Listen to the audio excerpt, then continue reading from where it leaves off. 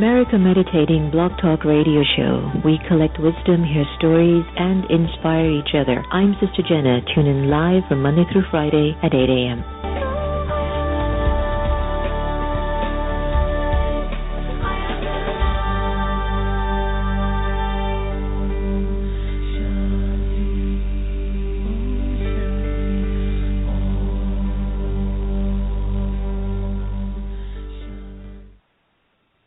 Today in school I learned a lot. In chemistry, I learned that no one likes me. In biology, I learned that I'm fat and stupid. In English, I learned that I'm disgusting. And in gym, I learned that I'm pathetic and a joke. The only thing I didn't learn in school today is why no one ever helps. Kids witness bullying every day. They want to help, but they don't know how. Teach them how to stop bullying and be more than a bystander at stopbullying.gov. A message from the Ad Council. Take a break. Breathe. Why don't you visit the Peace Village Learning and Retreat Center, 518-589-5000. Would you be mine? Could you be mine? Won't you be my neighbor? Hi, neighbor. Mr. Rogers passed along friendship, hoping we would too. Friendship. Pass it on from the Foundation for a Better Life at Values.com.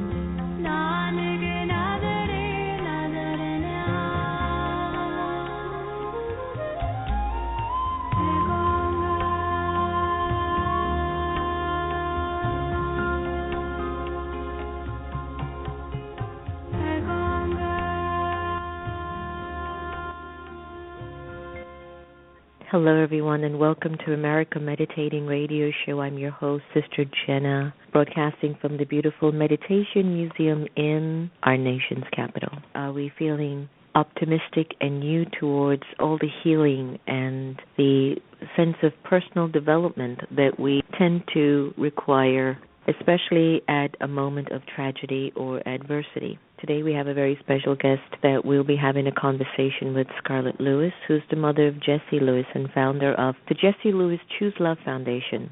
Tell you a little bit more about that story and how it unfolded. So please stay tuned for that conversation as we move into the heart and soul of how individuals can triumph against their tragedies and learn how to heal sometimes the greatest travesty that could happen in our lives. You're listening to America Meditating Radio Show. Hope you're doing well, and we are hoping that you will come by the Meditation Museum. We're about to get Sister Gita on the air shortly, and she's going to be reading for us one of her wonderful poems. But before we do, why don't we get into our inner light and allow the light of the divine to be our focal point. Breathe in, relax.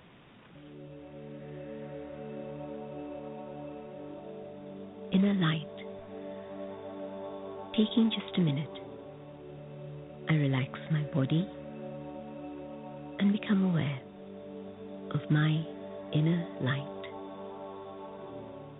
visualize each one of my thoughts weaving itself into this light. I draw from my heart the power of inner peace and the light of love. My thoughts are filled with compassion and forgiveness, patience, and tolerance. Good morning, good day, and happy day. I liked very much the meditation you conducted this morning, Sister Jenna, on breathing in cool and breathing out cleanliness. I'm going to endeavor to do it most of the day. So this book I came across, Thinking Positive, or Positive Thinking and God's Healing Power. And this came from our headquarters in India, the education wing. And I am moved to read, Count Your Blessings. How many times do I think, oh, this part aches, oh, that's that, oh, this is that. Count your blessings instead and be a positive thinker at all times. 2 eyes to see. You have 2 ears to hear. You have a mouth to eat and speak. You have 2 legs to walk. You also have 2 hands. You are alive. You have sound health. You have food to eat.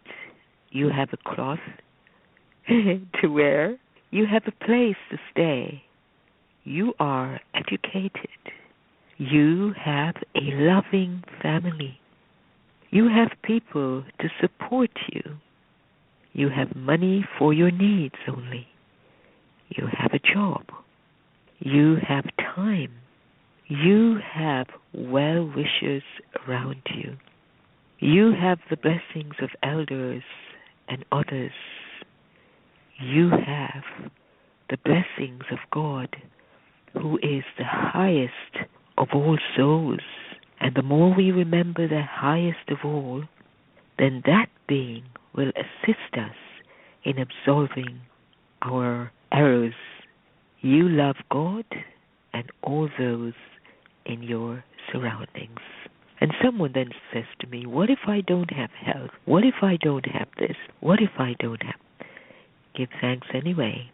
There are some things or many things that you have. Have a contemplative day on counting your blessings and becoming a positive thinker at all times. Stay positive. This year has been deemed to be the year where seemingly impossibles will become possible. Thank you. Count that blessing. Om Shanti.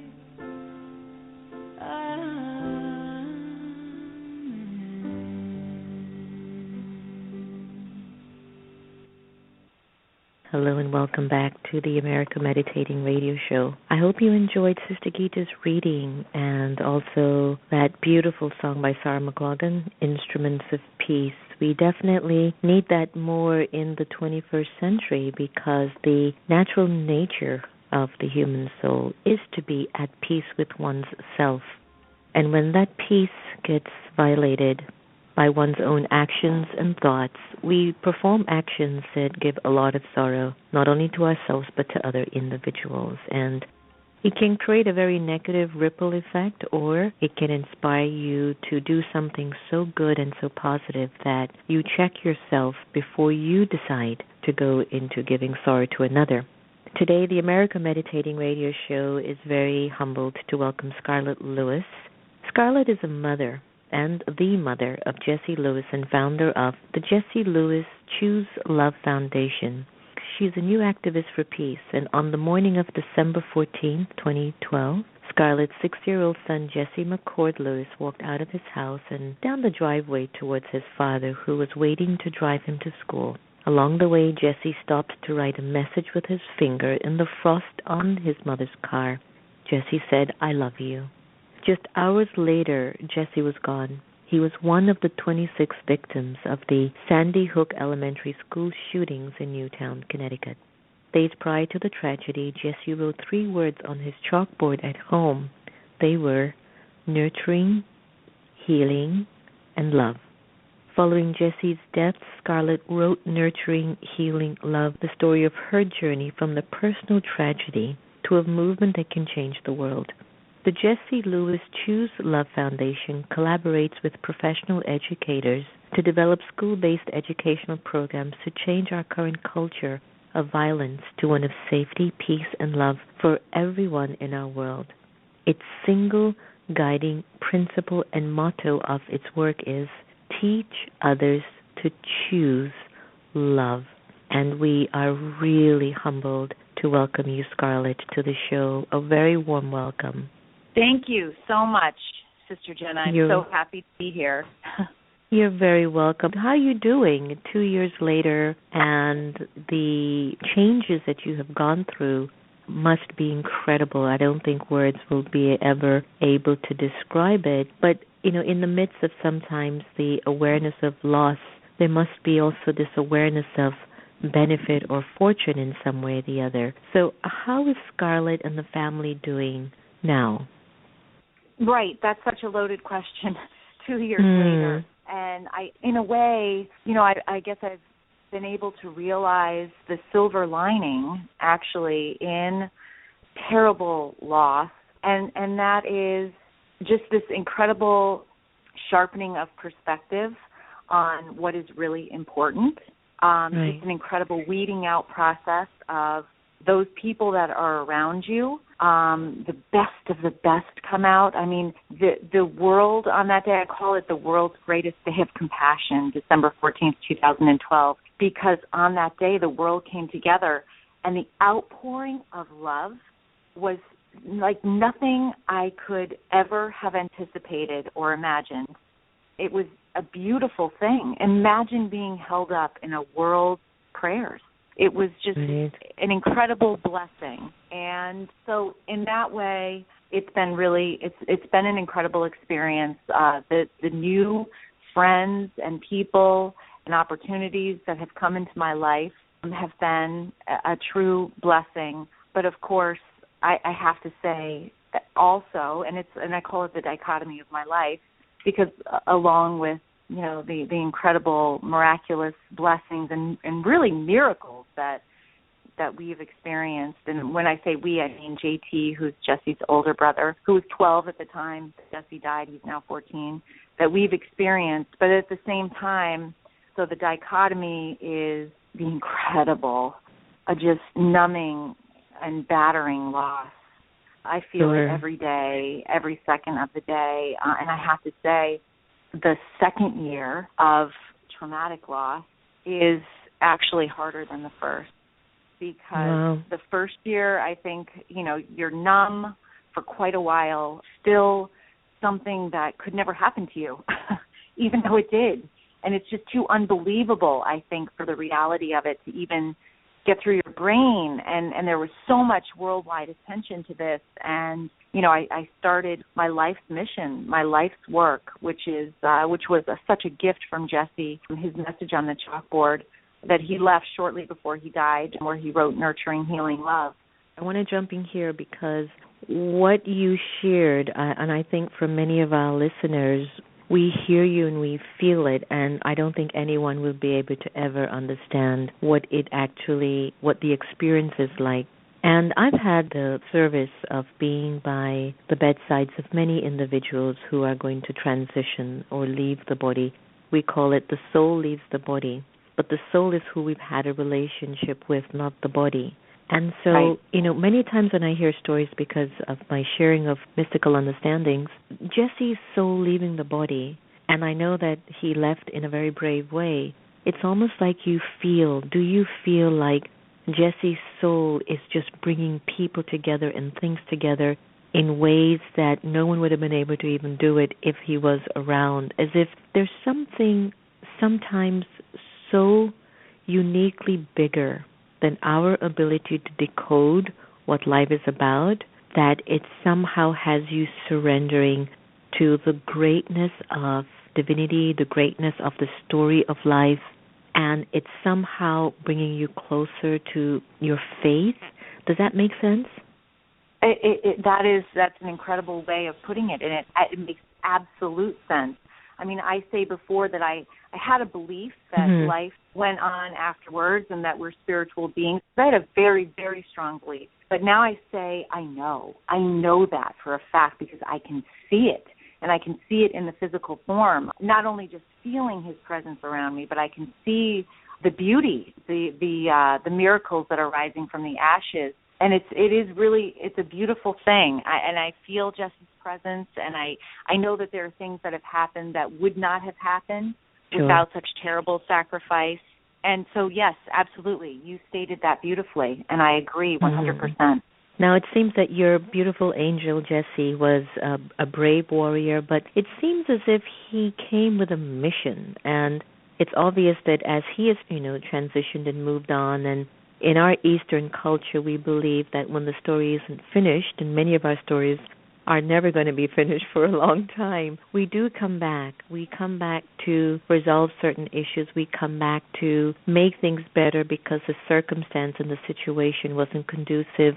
We find each other in some way or the other. For me, I feel like the soul of Jesse touched his mom and his family and said, tell the world we are here to love and to be loving. And so when you started the foundation, what was going through you at the time, and can you tell our listeners a little bit about the foundation? Yes, absolutely. So I started the foundation, the Jesse Lewis Choose Love Foundation, based on a message that I found on our kitchen chalkboard shortly after he died. I had come back to our farmhouse. I left that day when I found out that he had died at the school. I actually was taken to my mom's house, who lived across town, thinking I would never be able to return to the house that I shared with Jesse because, of course, he's 6 years old, bouncing off the walls. His joys filled every corner. But I did have to go back to get his clothes for the funeral. And when I took them out of the drawers and I turned around and I was walking back out, I noticed this message that he had written, Nurturing Healing Love. Now, those words on the chalkboard, I knew instantly that was a spiritual knowing by him that he did not have much time left on earth, and he wanted to leave a message of comfort for his family and friends. But even more than that, it was a message of inspiration for the world. And it was almost like I'd been handed a torch, and I knew that would be my mission for the rest of my life. Now, when I had several people, professors that came in and they studied that message, they realized, wow, this is really profound, because even though it was phonetically spelled, because, of course, he was in first grade and just learning to write, that message, those 3 words are in the definition of compassion across all cultures. And when you look at the order of the words, nurturing, healing, love, nurturing meaning loving kindness and gratitude, healing meaning forgiveness, and love being compassion and action, those 3 words in that order are the algorithm or the formula for choosing love. And so this was we were just overwhelmed, and I was overwhelmed with gratitude for Jesse for leaving this message, and started talking about it, and I started following it myself. Wow. Feeling gratitude, being in service to others, just dedicating my life to that, and making the conscious decision to forgive. And so by following that message, I began to heal. And JT did the exact same thing. And so I've been spending the last 2 years traversing the country and actually the world talking about the profound impact that this message has had on so many people's lives. And it's a universal message because it transcends age or any type of situation. I have gone into elementary schools. I've gone to universities, to civic groups, to corporations. I've gone to prisons. And I basically say the same thing. And to watch nurturing, healing love and how it gets into a person's heart and changes it is an absolute beautiful gift for me from Jesse and to them. And it's just absolutely miraculous. So I knew, right after the tragedy happened, I took a step back and I thought, there were a lot of people that were doing gun control. And I was watching them, and it was just such a contentious battle. And I thought, this whole tragedy really began with an angry thought in Adam Lanza's head at some point. And I pictured him as a little child having an angry thought without the tools and nurturing environment to deal with that thought. And we know now scientifically that anger affects us on a cellular level. An angry thought actually changes the wiring in our brain and changes the shape of our cells. So we also know that anger left unchecked over a certain amount of time can lead to rage. And I believe that rage is what fills our prison systems and leads to acts of violence, such as Sandy Hook. And I thought, and then it came to me, oh my God, a thought can be changed. It was just a thought that started this whole thing, and it could have been changed anywhere along the line. And then I thought about his schooling and how if he had had access to this information, if he had been taught social and emotional learning, and by that I mean character values, emotional intelligence, moral awareness, mindfulness, meditation, how the brain works for self-regulation. Had he been taught these lessons, I know for a fact that this tragedy would never have happened. And you would have been a different person. That's true. And you're actually, Scarlett, you're hitting something that our world has missed as perhaps the root cause of suffering starts with a thought, but because it's so subtle and no one really connects to it, they miss the subtlety of that. And then a few days ago, I was at a meeting with a group of individuals, and we host a conversation called Karma Cafe, and we go to different venues and sites and raise different questions so that individuals who are participating can begin to recognize some of the things that are living inside of them, which are basically thought. And one of the questions was, what is the root cause of sorrow? And it was interesting that there are many people who started to point the finger to someone else. And when the response came from others that were in the room, it came back to a thought. So the fact that you are bringing this to the table, that basically what you're telling all of us to do is check your thoughts, because your thoughts come into your words and your words come into actions.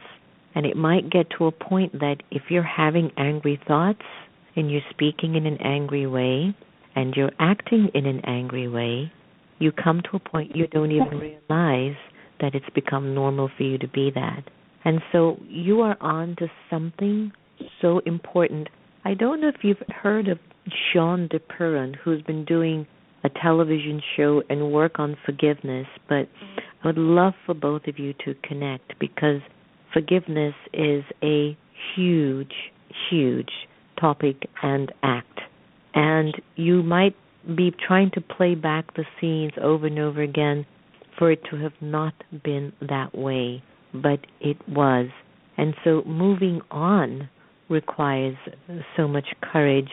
I would love for you to share with our listeners, what are some things that people can do within their communities, the work of your foundation, and to foster more of a culture of nonviolence? There's so much that can be done. The amazing thing is, and I'll share some statistics, not to depress, but to inspire. We have one school-related shooting every 4 days now in the U.S. We've had 90 school-related shootings since Sandy Hook Elementary. A lot of them aren't in the news because they're not multiple casualties, but the fact that they're happening at all is inexcusable because there are things that we can do and we know what to do. And one of those things is find out what social and emotional learning programs your schools have. And if they don't have a social and emotional learning program, go on my website. We have a list of great programs on there and choose one. We're coming up with our own programs coming out this year, so keep in touch with us. There's also on our Facebook page, which is Jessie Lewis Choose Love, there is a flyer. It can be made into a poster. So many people have. I know people that have it hanging in their homes. We have a couple of them. One of them is How to Choose Love, and it actually goes through 5 steps. It's very easy. How to choose love within yourself. Start the Choose Love movement. This is what we're trying to do, start Choose Love movements all over the world. Start the Choose Love movement within yourself. Start to choose loving thoughts over angry thoughts within yourself, and then watch how that positively impacts those around you. And through the ripple effect, you'll positively impact the world. I think we're not aware, or we forget how powerful we are as individuals and how each one of us can impact the world just by thinking loving thoughts. So doing that, we have another flyer, 26 Ways to Choose Love. Random acts of kindness. These things, they make a difference. Finding a peaceful place within yourself through meditation, prayer, everything that you do makes a positive impact. And it may feel small, but it's actually huge. Forgiveness has been the most important part of my journey. The choice that JT and I made based on Jesse's message to forgive the man who murdered our beloved Jesse. And, what did I know about forgiveness as of December 14th, 2012? And I'm a college graduate. I was, a professional working full-time. I went to church. All I knew was that you should forgive, and you forgive to be forgiven. But what I learned through my experience is that you forgive for yourself, to release yourself from anger. And it was such an incredible lesson. Jesus teaches us in the Bible, forgive 7 times 77. And when I was a little girl, I did the math. And I said, okay, 7 times 77, that's 490. So if I forgive 490 times, I'm good, And now, through my experience, I've realized that what he meant was you forgive 7 times 77 per transgression, because we make the choice to forgive, but it doesn't mean that we might not fall back into anger. And then I think we feel like, we failed. So we failed at forgiving. We can't forgive, so forget that. But that's not true. You fall back into anger. It doesn't mean that when I hear little details of what happened in the classroom, how Jesse may have, died, or how the other children died, that I don't get very angry. And that's okay, because that's the human condition. It just depends on what you do with the anger and how you handle those thoughts. I just take a deep breath, and I step back, and I choose to forgive again. And that's okay. And that message is so important. Otherwise you're dragging that person that hurt you around with you all the time, and you're giving them power over your life. Can you, through being a victim, through choosing to be a victim, when you were talking about those people in the cafe pointing the finger at someone else, that's choosing to allow someone else to have an incredible amount of power over you. Why would you do that? Right, but that's where I think that your comment about, focusing on the thought, that one thought of anger or that one thought of doubt or insecurity or whatever it might be. I'm beginning to think about the Pause for Peace plaques that we have for schools, and I'm definitely going to invite you to get that on board with your work that you're doing, because the schools need to have a space where once the kids pass by that plaque that says Pause for Peace here, it just might save a child's thoughts from going from rage into peace, and I'm definitely going to introduce you to that as you visit that idea. I definitely want you to connect with Sean DePerron. She's going to be an incredible positive resource for you to continue on this journey of forgiveness, and I think it's a great marriage. I have to end the show, Scarlett, and I've loved having my discussion with you, but before I let you go, we haven't had a chance to talk about the book, and I would like folks to know about Nurturing Healing Love, A Mother's Journey of Hope and Forgiveness. How did writing the book change you?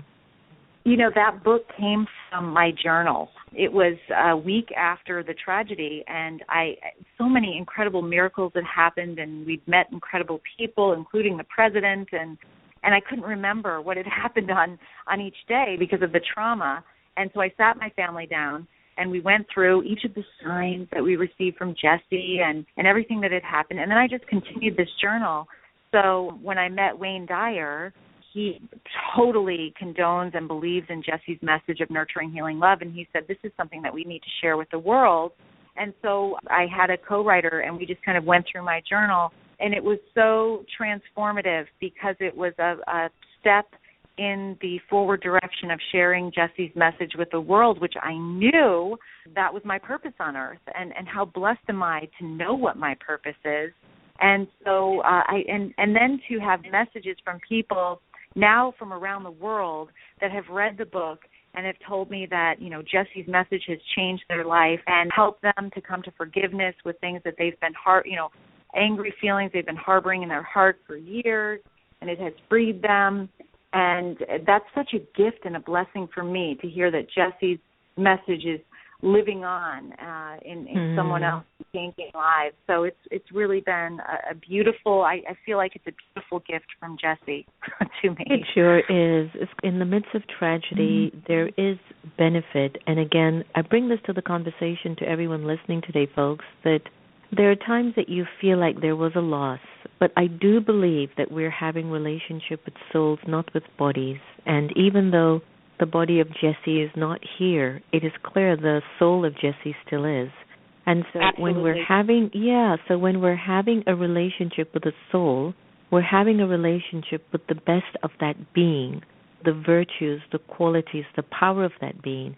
And it's clear that Jesse's saying, Mom, my job's not done yet.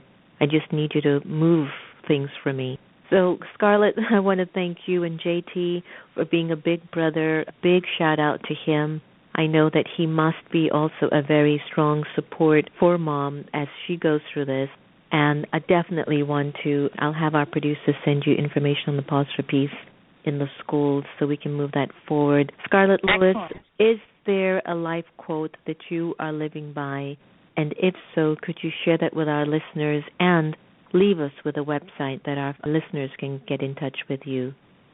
Yes, and I think that quote would be the change that you want to see in the world. And that's Gandhi's quote. And I love that. And that's what I'm trying to be by being in service to the world through Jesse's message. And that's such a gift. And there's just so much healing and joy in that. And the website is www.jesselewischooselove.org. I encourage people to go on, to keep in touch with me, to read the book, to let me know if and how it changed your life, and to start a Choose Love movement within yourself and within your community, and, you know, help us move toward a more peaceful world.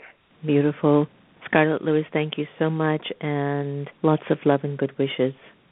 Thank you. All the best. Thank you. In the midst of tragedy, my friends, we can make something good out of it. Sometimes the way something was done, who it affected in our lives, can make us bitter, cold, numb, maybe even a sense of uselessness. And yes, we are entitled to feel like that, but we're not entitled to let it take away our lives. I hope that you've been inspired by Scarlett Lewis's faith, courage, and inspiration. Jessie's spirit is still alive and kicking, and perhaps at even the best level ever. Who knows all the mysteries behind human karma and this drama of life? But one thing is for sure, goodness will never be hidden, and it will never go to waste. You've been listening to America Meditating Radio Show. Hope you enjoyed today's conversation on how to overcome tragedy and really find forgiveness. Please try to go to JessieLewisChooseLove.org website. Give them support. Get a copy of the book, Nurturing, Healing, Love, and really remember, we are here to love each other the same. And we'll now end our show with the beautiful voice of Kristen Hoffman.